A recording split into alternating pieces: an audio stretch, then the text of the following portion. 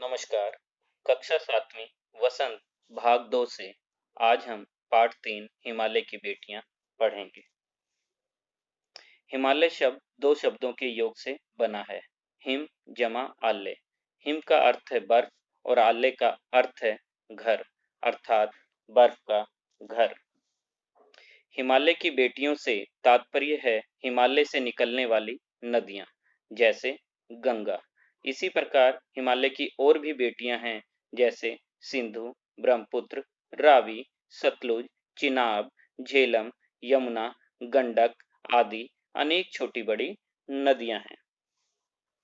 इससे पहले कि हम हिमालय की बेटियां पाठ को पढ़ना प्रारंभ करें, हम इसके लेखक नागार्जुन के बारे में जान लेते हैं।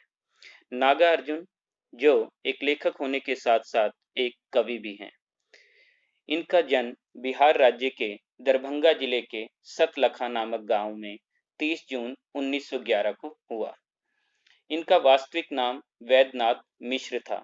इन्होंने संस्कृत, पाली और प्राकृत भाषा का अध्ययन किया था।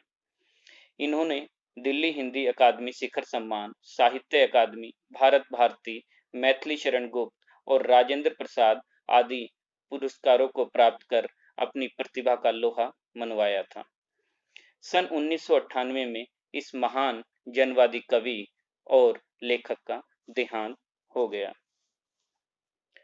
तो बच्चों, आप जानते हैं हिमालय की बेटियां पाठ का सार। हिमालय की बेटियां पाठ में लेखक ने हिमालय पर्वत से निकलने वाली नदियों के बारे में बताया है। उन्होंने इस पाठ में पल पल नदियों के बदलते स्वरूप को बड़े ही अनोखे ढंग से दर्शाने का सफल प्रयास किया है। लेखक हिमालय की अपनी यात्रा में इन नदियों का एक अलग ही रूप देखकर हैरान रह गया। हिमालय पर दुबली पतली दिखने वाली गंगा, यमुना तथा सतलुज आदि नदियां मैदानों में उतरकर इतनी विशाल कैसे हो जाती हैं? हिमालय की गोद में अठखेलियां करती उनकी इन बेटियों की बाल लीला देखकर लेखक नागार्जुन को बहुत आश्चर्य हुआ, क्योंकि ये नदियां दूर से लेखक को शांत, गंभीर दिखाई देती थी। लेखक के मन में इन नदियों के प्रति श्रद्धा का एक अलग ही भाव था। जब वह इन नदियों में डुबकियां लगाता था, तो उसे ऐसा प्रतीत होता था जैसे माँ, दादी, मौसी या मामी की गोद में खेल रहा हो। अर्थात लेखक नदियों के प्रति अपने मन में एक आत्मीयता का भाव रखता था।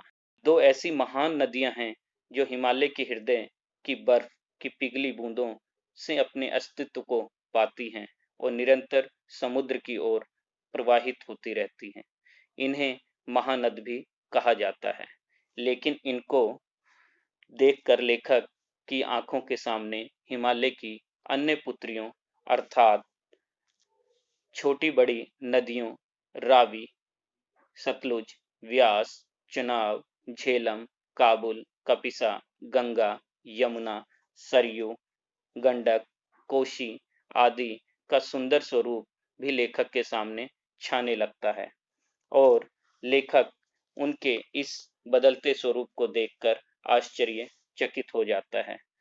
लेखक नागार्जुन को यह समझ नहीं आता कि निरंतर शांत स्वरूप में आगे बढ़ती नदियों का लक्ष्य आखिर है क्या। वे न जाने क्या पाने की चाह में आगे की ओर बढ़ती जा रही हैं। हिमालय की ये बेटियां बर्फ से ढकी पहाड़ियों, पौधों से घिरी घाटियों, गहरी गुफाओं, हरी भरी घाटियों आदि को छोड़कर समुद्र की ओर बढ़ती जाती हैं। कुछ आगे बढ़कर ये नदियां देवदार, चीड़, सरो, चिनार, सफेदा, कैल आदि के जंगलों में जा पहुंचती हैं, जहां पहुंचकर अवश्य ही उन्हें अपनी बीती बातें याद आ जाती होंगी। ना जाने कैसे हिमालय इन नटखट बेटियों को झेलता होगा। हिमालय से निकलकर सिंधु और ब्रह्मपुत्र ये दोनों नदियां समुद्र में मिल जाती हैं। शायद इसीलिए बिना किसी झिझक के लेखक नागार्जुन ने हिमालय को ससुर और समुद्र को दामाद कहा है। अर्थात हिमालय ने समुद्र के हाथों में अपनी बेटियों को सौंप दिया है। कालिदास के यक्ष ने अपने मेघदूत से कहा था कि बेतवा नदी को प्रेम का विनिमय देते जाना। इससे लगता है कि कालिदास जैसे महान कवि को भी नदियों का सचेतन रूप पसंद था।